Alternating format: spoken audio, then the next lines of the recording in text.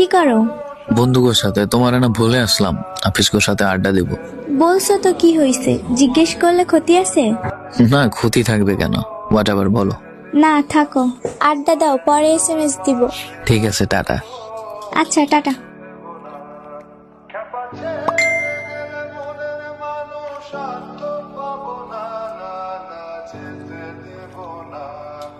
ওই দুপুরে খাইছিলা? আমি জিজ্ঞেস করতে ভুলে গেছিলাম।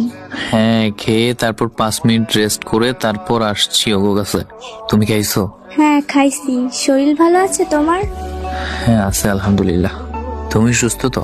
হ্যাঁ। আচ্ছা বাই, তোমারে বিরক্ত করি? কাজই বিরক্ত করার, কি আর করবা। বলছো তোমারে। যাই হোক, বাই। ওকে।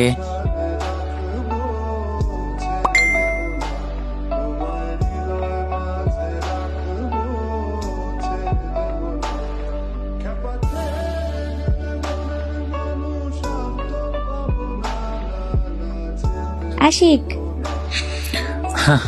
আর কি বলা বাকি? না তেমন কিছু না, শোনো, বাহিরে উল্টাপাল্টা কিছু খেও না, আর বাসায় সাবধানে আসবে। কোনো মেয়ের দিকে তো ভুলেও তাকাবা না। যদি শুনছি তাহলে তো জানোই কি করব। আচ্ছা, কোনো মেয়ের দিকে তাকাবো না। হ্যাঁ, মাথায় যেন থাকে। আর শোনো, সাথে টাকা আছে? বন্ধুদের সাথে যে ঘুরো, টাকা খরচ হইব না? সাথে আছে কিছু, সমস্যা নাই, চিন্তা করতে হবে না ওইটা নিয়ে।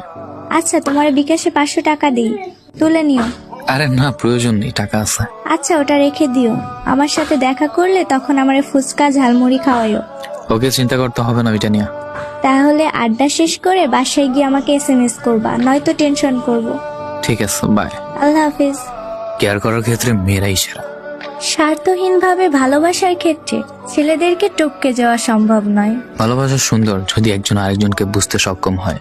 ভালোবাসা সুন্দর যদি দুই প্রান্তে মানুষটি সঠিক হয়। বাসায় সাবধানে যাবে এবং গিয়ে আমাকে SMS দেবে। এই কথাটা শোনার জন্য ভাগ্যের প্রয়োজন। বেঁচে থাকুক পৃথিবীর সকল সত্য ভালোবাসা।